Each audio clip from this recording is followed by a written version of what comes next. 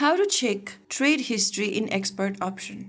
Hi everyone, welcome back to another video from Finance and Crypto Guide. Your trade history in ExpertOption lets you review your completed and active trades, including the asset, trade amount, result, and execution time. Firstly, open up the ExpertOption application and sign into your account. Once you're inside, go ahead and click on the profile icon on the left-hand side corner.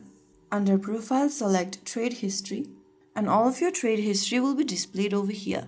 If you have made any trades, you'll be able to see options and additional details such as asset traded, trade amount, entry and closing prices, trade duration, and so on. So that's how you access your trade history in ExpertOption to monitor your completed trades and review your trading activity. If you found the video helpful, don't forget to like, share, and subscribe to our channel. I will be back again in the next video. Thank you for watching.